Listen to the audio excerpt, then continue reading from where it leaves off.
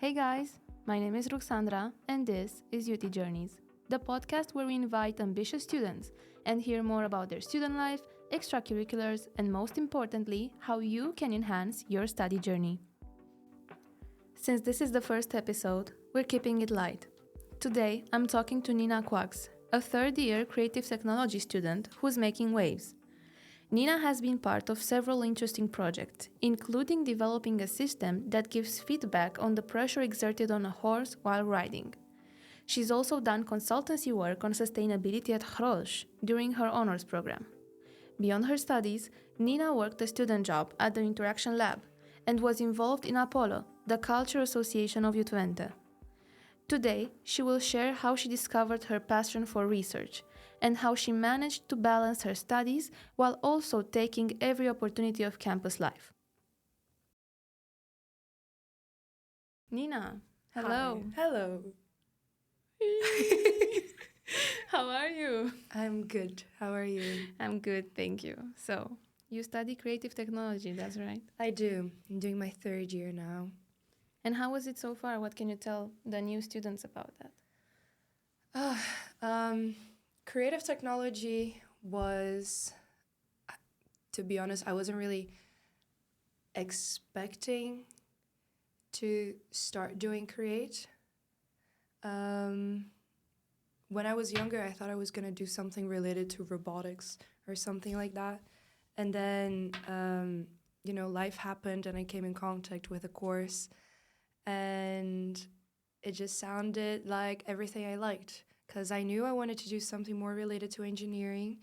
But I was also a very creative, artistic person since always. So when I found out that Create was a course that combined technology with creativity and design and user experience, it was very nice. So yeah, I am enjoying my time in Create. I am now doing my last year, which means I'm doing a minor and then a thesis. So I'm not doing any of the courses anymore, any of the modules for Create anymore. But I enjoyed all of them. Some more than others, but yeah. Would you say that the program met your expectations? Yeah, for sure. To be honest, before I got here, I had a different picture of Create in mind. I wasn't expecting it to be what it turned out being. I thought it would be a more technical course than it actually is. But I guess that's always because of me, because what creative technology kind of allows you to do is that each student can follow a path they want to follow. So, for example, we have every module, we have projects, right? And when we're working on those projects, we can choose to follow more of a design approach, more of a programming, do more of the programming side of the project, or do more of the electronics side of the project. Usually you're together with a bigger group, and then each person says what they prefer doing, and then you just work on that together. So I usually take more of the research and design approach because that's what I like more. So yeah, I'm enjoying it. Nice. I saw recently that you had a project from Create about screen time and how it affects your day-to-day life, I think. Mm-hmm.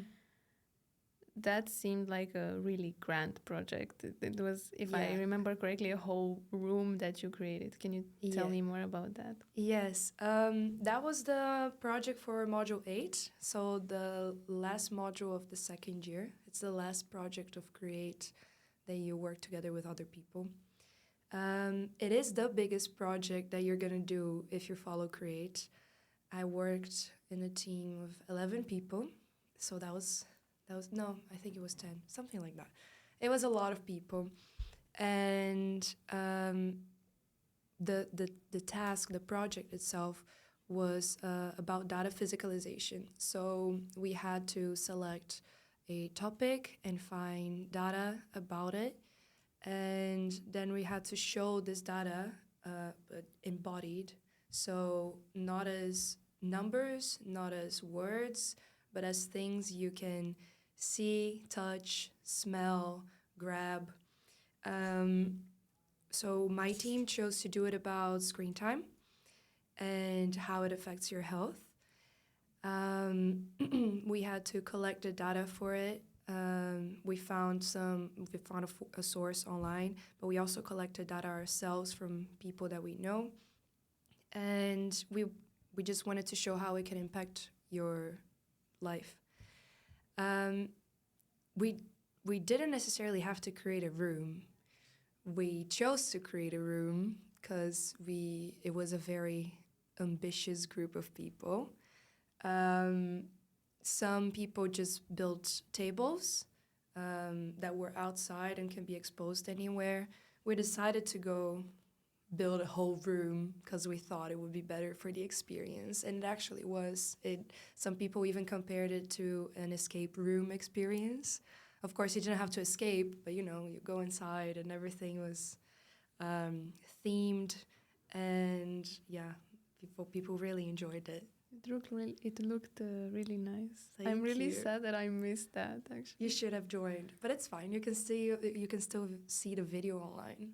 Yeah, I saw it, actually. Yeah. I saw you talking in the video. Very nice presentation. Thank you. I was so stressed during that presentation because I didn't know I would have to give one. No? I didn't know we were recording anything then, but my teammate just said, "Hey Nina, I'll record you in 10 minutes, and you're gonna go through the room and just explain everything." I was like, "Okay." That was a one-take video, and that was fun. Yeah, but you were great in it. Oh, thank you. Yeah, you did great. By the way, we also did honors together, and we had a guest in the past who also did the same honors as us, Processes of Change, who presented the program. But I would still like to hear from you how the experience was for you and how it impacted your study journey, because I think every student relates to it differently. Yeah. Processes of change it's hard for me still to explain exactly what we learned there. I guess for you it's the same. Yes. I would say it's more. It's less about like theoretical knowledge. It's more about the soft skills you need to become a better professional, something like that. So we had classes on leadership, followership. We had classes on behavior change. How do people react to things? How to make them follow a specific path.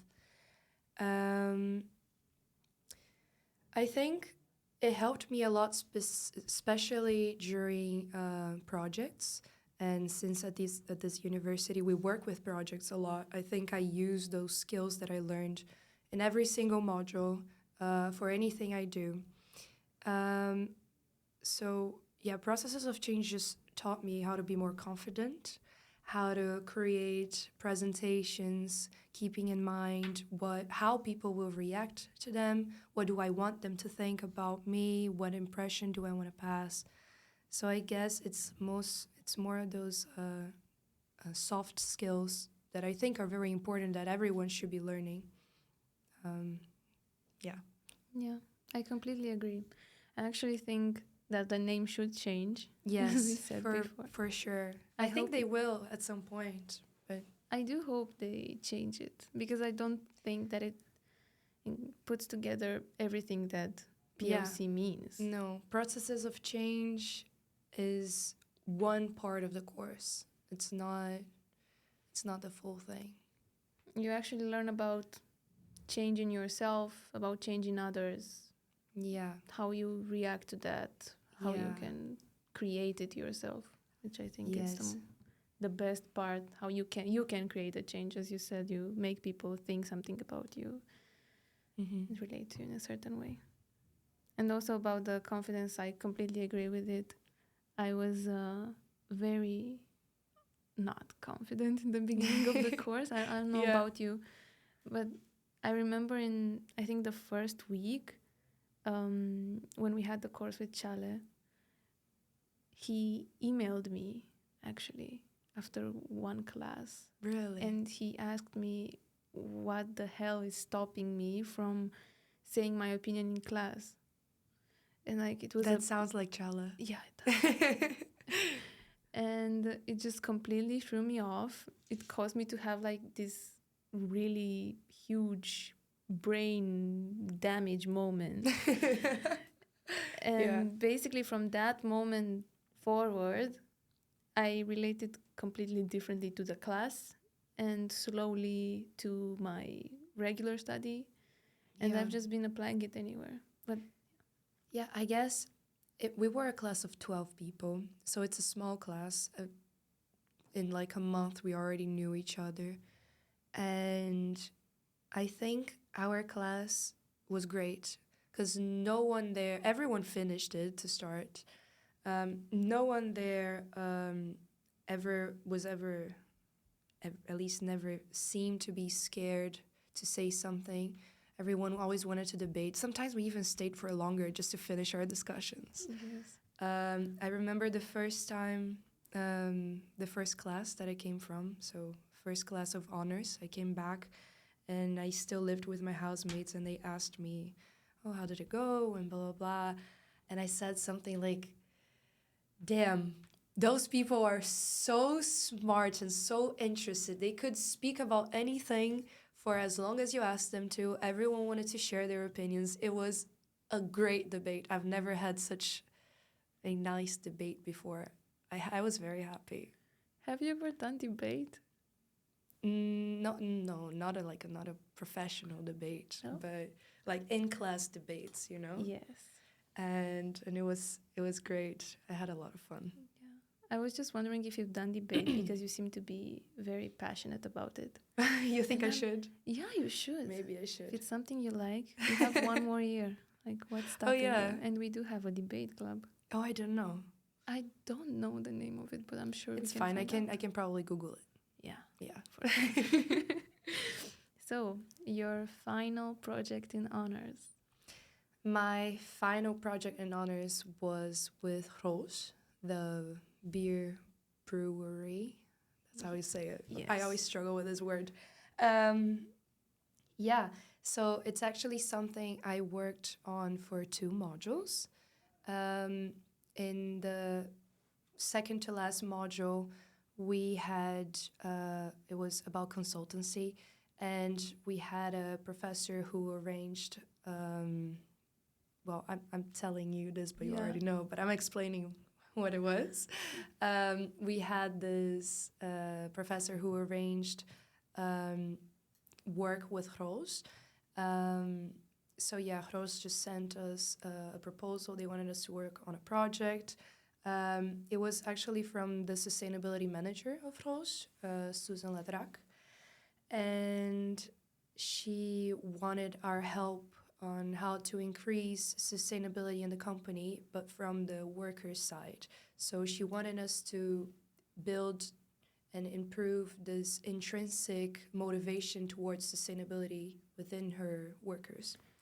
I even remember it now, to have sustainability in people's hearts and minds. Yes, that's what she said. And she was very passionate about it, and you could tell that she really, she is very passionate about sustainability, but she thinks it's important that everyone else is as well. So she didn't want any technical solutions. She wanted us to show the workers that they should and how to be more sustainable.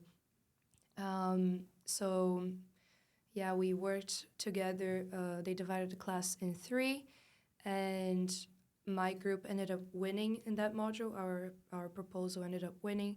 So then the module after, some people from my group, and including myself, we decided to continue working on this project and make it our final project for the course. So, would you say that it was difficult to be a consultant? Yes, it was, but especially because I've never done anything like that before. Um, I think the pressure began when they said we would have to sit down with Susan, our real client, and like Susan, the sustainability manager of Grolsch, one of the biggest breweries here, and we would have to sit down with her and talk to her and make her like us. And I was like, well, how do I make Susan like us? You know, how do I show her that I know what I'm talking about? I don't think I know what I'm talking about. So everyone was very stressed. I remember you and I were very stressed. Yes, we were. We were super nervous. But it was nice because when Susan got there, she asked us if we were doing okay, like if we were stressed. And we were like, yeah, we are. And she immediately made us feel better. At least I immediately felt better when she said, don't worry too much about it. We're just going to talk. It's going to be fun. So yeah, I think it was a nice experience. As of course we were all learning, none of us knew what being a consultant was. So that's what I think was the hard part about it. We didn't know how to speak to a client because we didn't think we knew what we were doing. But it was a good experience. Going a little bit back to creative technology, because it's really on my mind, you know. If you could choose your degree again, would you choose anything different? No. I think, like, now I am doing a pre-master's now, so I'm, in theory, changing a little bit what I'm going to do in the future. It's not going to change that much. I'm going to do industrial design engineering, so it's very similar to create in a sense. But creative technology taught me what I wanted to do, what I wanted to be in the future.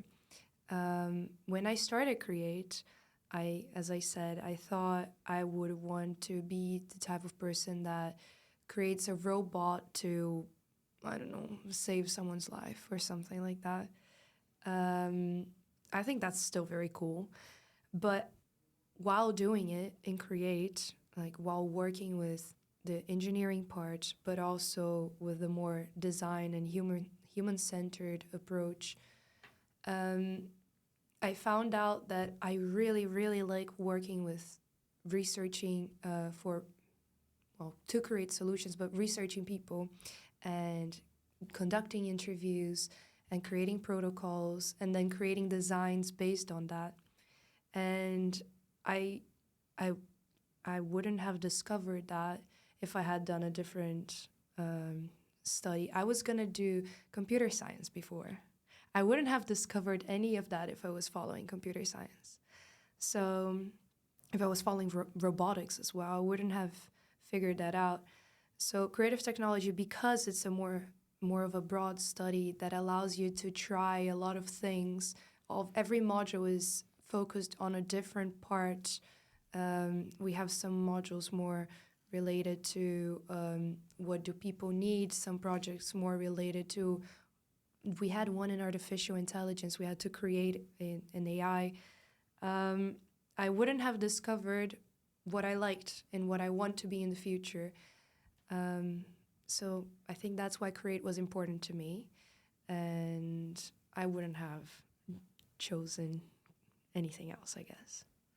As a computer science student, I can agree with you completely that you wouldn't have discovered this. And I'm not saying this like, oh, you shouldn't go to computer science, you know, but there are completely different studies in what concerns creativity. Creativity is also used in computer science, but not so much. I remember a module where we did part of the module together. I think it was module 6. Our projects were, for example, posture recognition and correction. That was my team's project. And there were a couple of other projects. Someone did like a hologram rendering device, which was like very impressive. Very cool. Yeah, someone did like the dancing game where you have like on the floor that plastic wrap on the floor and Yeah. they dance on it, something like that. So Yeah. it's various projects for TCS students as well, and BIT because it was a combined module. But when we got to the create part, it was simply like Do you want to know what my project we was changed about? dimensions. I know what your project is You about, know? but tell me about Should I it. tell you about my project? Yes. We worked with horses. We actually, we even got to interview. I forgot. It's people that go to show jumpings. I think a show jumper. That's how you call them. You know, like you ride your horse and you jump. Yeah, I'm Yeah. not aware. So, well, it's a sport. And if you're a show jumper, you can go to the Olympics. And we actually interviewed a guy who had been to the Olympics. Oh my God. Yeah, it was very cool. So, our project was basically we were creating a new feedback method for show jumpers. So while they are on their horse, they can see how much pressure they are applying with each leg. Not exactly how much, but like the comparison between each leg. That's good for many reasons. For the rider, it's good so you know like how you're training your horse, if you're training a balanced or unbalanced horse. Just it connects you more to the horse, and it's something that people don't like. This type of device doesn't really exist. So we were in theory creating something new, and what we created actually worked, and people were very impressed. We even had a guy once mentioning like he sells boots for horse riders, and he was mentioning that like if it actually worked, he would want to work with us to put it directly inside his boots. And yeah, one of our professors, well, some of our professors, they were very impressed, and they suggested that we sent the final report to a conference. And we haven't done that yet, but we might in the future, and that would be cool. You should. Yeah. That would be a very nice opportunity. Yeah. If we want to do it, we would have to like go again for do the what's the name? Like do some testings again to Yes. prove that what we did actually worked. But yeah, we might. Would require a bit of time, but I'm sure it Yeah. would be worth it. Yes. I do remember one more project. I'm not sure if it was from BIT students or Create, but I tend to think it was from Create students. It was how do I say that? It was a box which had eyes that actually like closed and opened, so it was like very responsive to people, and it could sense you getting close to it. Mm-hmm. So what it was created for was to lock your phone. You were putting your phone in the box, and it had teeth. Like the box had actual teeth, and it was locking your phone for as long as you set the timer to. And if you were getting close to it, it would have like angry eyes, angry red eyes, and it would start to make angry sounds at you. That's crazy. I don't remember seeing that one. It was like a little table. Yeah. But it was actually pretty impressive, like how they did that. Yeah. No, that module was very fun. I think people had like many projects that were very good. I didn't have much time to go around, but the projects that I saw were very nice. Indeed. So you told me that in addition to your regular study and also honors, you are also a research assistant. So I'm really wondering, how did you land that opportunity? So in module 5 for Create, it was an elective module, and the elective I chose was interactive media.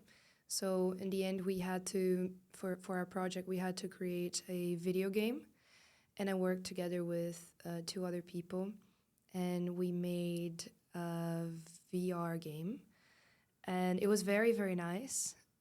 People enjoyed it a lot. We even got to display it again at the university just a few months ago. But anyways, we worked with our professor for that module was Maro. Maro is a very nice guy. And he has this research he was working on to create a virtual reality environment it was called something like the waiting room. So, long story short, we had to design a virtual reality waiting room for experiences.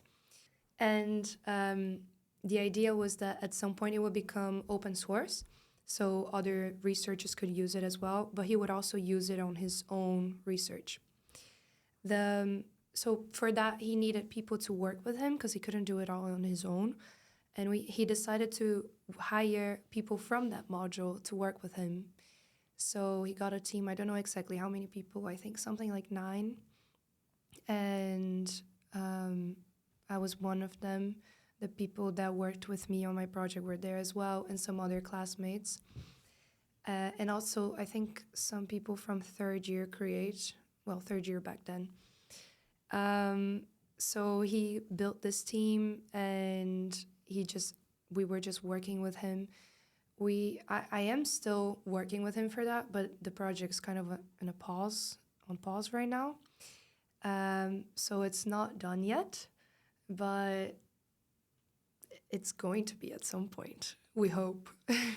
So if I understand correctly, you were approached by the professor Yeah. since his research was related to what you were studying at the moment.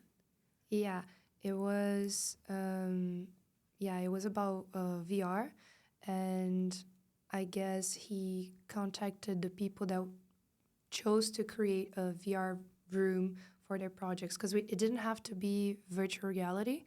It just had to be a video game, but some people decided to do virtual reality, and he just approached those people because I guess he liked our work, and it was nice. So he created his team, and that's how it went. Yeah, very nice. Yeah. Nice. And other than all these activities, were you occupying your time with anything else? I also had other jobs at uni. Until last year, I was working for the Interaction Lab, which is a lab at the university that helps. It's more focused to creative technology, and especially iTech students, which is a master's directly after creative technology. And it's more focused on research for those studies. So, but anyone can still use the lab. You go there, and if you need to borrow some equipment, so let's say some VR glasses or something for motion capture, or robots for your experience, or even not simpler things, a camera, a laptop. If you need anything for research, they have this equipment, and you can go there and rent it from them. And also they have like a knowledge base, and we used to have people ready there to help you with things. Because of the financial problems at the university and the fact that they stopped really hiring TAs this year, the Interaction Lab had to fire everyone. At least for now, they're still looking for other ways to get people to work with them. But for now, no students are working at the Interaction Lab, so that's why I stopped working there. But yeah, I was doing media and communication team there, so I used to work with the promotion materials and for Instagram, LinkedIn, YouTube, stuff like that. But it was nice. It was the job that I had for the longest time. I think I started on my first year, and yeah, for sure I started during my first year, and then I ended just now because I had to. So Yes. You seem to have been doing a lot ever since the first year of your bachelor's. yeah. I'm really wondering, how do you manage to balance your studies and your social life? It's actually very hard for me. It's something I'm still learning how to do, finding this balance. Because I really love studying. I really love working, and I really love going out with friends, and I really love taking time for myself as well. So when when when I get the opportunity to do those things, I want to say yes, and I want to do it because you only live once, and just enjoy your life and all that stuff. So I want to do everything. But for me to understand that I do not have the time to do everything, that was very hard. So every time I got a new job opportunity, I would say yes. Every time my friends asked me out, I would say yes. And at some point, I was just burning out, and it wasn't even like halfway through the year, you know? So I had to sit down with myself, and I also some points had the help of other people, but I had to sit down and make a list of like what are my priorities, and how do I make sure that I have everything I need, that I am eating properly, sleeping properly, and still doing everything I like. So yeah, there were many job opportunities I said no to at some point. There were many events that I have either been invited to join or been accepted to, and I had to say no because I just had to understand that I can't do everything. And that's still very hard for me to do. It's very hard for me to say, no, sorry, I can't, because it's something I want to do. But, I think it's just important for you to understand that you also have limits. Yes, you can do everything you want to do, everything that makes you happy. And if working makes you happy, go work. If being with your friends makes you happy, go be with your friends. But you can't just do what I used to do and just not have lunch because you're working, or not sleep because you're out till night.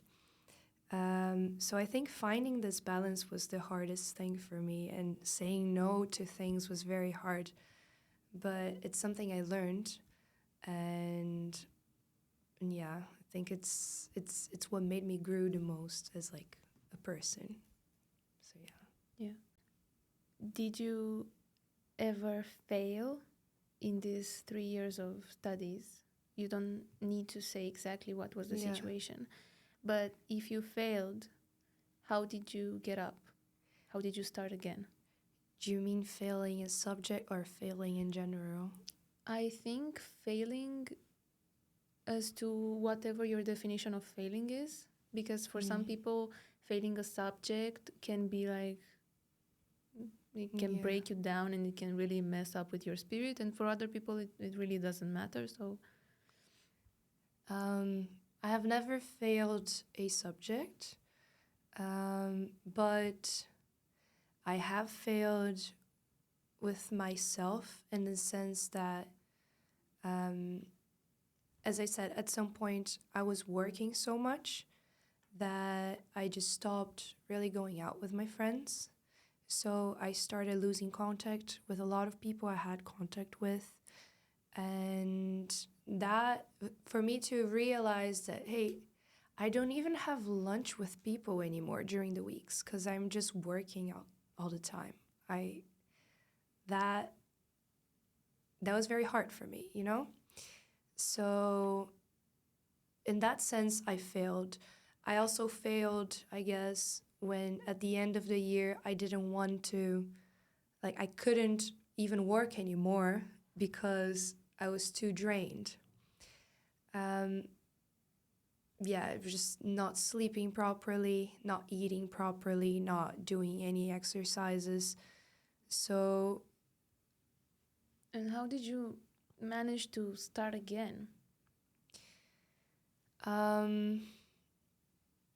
That's a hard question. Yeah. So a thing that helped me a lot with the honors program, at the last module we had our personal coaches, which was basically someone you would talk to for that module and define a goal, and they would help you. I told her I wanted to work on side projects more, as in And those projects could be anything, either like, hey, I want to build a house, or hey, I want to clean my kitchen properly because I don't have time for it anymore. Yeah. So she taught me how to set those priorities and how to figure stuff out. So that was a very big help for me. Also, what I said before, just like sitting down with myself and realizing like, hey, I can't just not speak to my friends anymore. So I guess it's just something that keeps going. It's not something I can say, hey, do that and you'll figure it out.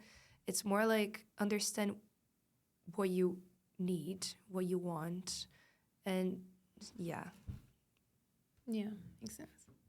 I'm gonna give you this in case you want to look at it. Okay. Nina, Brooksy. last two questions. Yes. If you could give one piece of advice to incoming students, what would it be? Yes. So my biggest piece of advice is embrace your opportunities. Do keep in mind the balance that I mentioned before, that it is very important for you to understand that you can only embrace opportunities if they are not in the way for you to do something else. So, sleep properly, eat properly, everything. But embrace every opportunity. Don't be scared. Don't feel like, no, maybe I'm not good enough for that. And by opportunities, I mean, like, if someone offers you a job, if someone tells you to join an event, if someone says, hey, I need help with something, could you take a look at it for me? Because when I started uni here, I had no clue what was going on. I had no clue what student life was. And I saw that there were people working, and I wanted to get a job, not for the experience. I just wanted to get a job because I needed some money. I didn't need money, but Yeah, you kind of do. Yes, yeah, okay. Anyways, so for the interaction lab, it was the first actual job I applied to. I think I was already working as a student for the assistant mentor then, but that was a smaller thing. The interaction lab was more of a proper job, let's say. And when I saw the announcement for that they were hiring, I was like, nah, there's no way I'm gonna get it. I have no experience. I've been here for a few months. I haven't done anything before. But I was just like, you know what? Let's just do it. Let's just apply for the job. And I applied, and then I got an interview, and then I got accepted, and I was so happy I got accepted. That was great because the interaction lab taught me so much. And after that, every time I saw an opportunity that I wanted, I would just apply. And if I get in or not, that doesn't matter, And even things that are not really like my field of interest necessarily, like promoting something online, it's not what I want to do, but I was like, it could be cool. So, and it taught me a lot. Every single experience you have teaches you a lot. It might teach you that you don't want to do it, but then at least you know. But yeah, I think every opportunity is gonna guide you to where you should be. So I would just say embrace anything, and just go with it. And if you don't like it, you can always quit. So yeah. I say we all quit. Yes. We should. Let's just quit uni. Yeah. Is there anything specific, so like a tip, a story, or really anything that you would like to tell people about? No, I guess that is my biggest tip, the thing I mentioned about embracing opportunities and not being ashamed. During my studies, especially in creative technology, I don't know if that happens in all subjects, but in creative technology, we have people that come from different backgrounds, and some people are just so smart in a very specific part of the subject, because creative technology is more broad. Some people are just so incredibly good with Arduino, and some are so incredibly good with making VR games for some reason. And sometimes you compare yourself and you think, no, there's no way I will ever be chosen if there's someone else like that in my field. That's just not true. You just have to try. With the Interaction Lab, there are so many people at the university, so many people that could have taken that opportunity and that would probably have a better CV than I did back then. But they still accepted me. They still took me in, and they still taught me how to do the job. And now I can do it, and now I do it very nice. And yeah, after that, after you get one job, you get to know people, and those people know people. And the more people you know, the more opportunities you get, the more things you get access to. So just say that imposter syndrome you have, screw it. Just throw it away. Kick it out of the window. Just pretend when you're scared. I saw it in a movie once. I don't know exactly which movie. If you know the movie, let me know. But it's this thing of, if you're scared, you only need 20 seconds of courage. So I am scared of applying for a job. Write the email and just sit down for 20 seconds to press send. And then you don't have to be brave anymore. Just after that, pretend it didn't happen. And that you can apply for anything, even if you like someone or something, I don't care. But you need 20 seconds to be brave, and then you pretend it didn't happen. And that actually helped me so much. And I think it's a very good tip. Nice, thank you. Yeah. And actually, I can confirm that I think in every study it's the case that there is that one person that is like so smart. Yeah. Yeah, just makes you feel like, what am I doing here? Yeah, I shouldn't be here. Yeah. And I think I completely agree with you that you should still try. Because even those smarter people maybe think, oh, there is someone smarter than me. Then yeah. Everyone has apply. it. Yeah. Just pretend you're not one of them. I think the smarter you are in terms of experiences, let's say, I don't mean IQ, but the more experiences and the more people you are exposed to, the higher chances you have of having imposter syndrome. Yeah, I guess. Yeah. Yes. So just go for it. Take a breath, 2, 3, 20 seconds, you do something, and then pretend it didn't happen. And if it works, there you go. Yeah. Thank you so much, Nina. No, thank you for inviting me.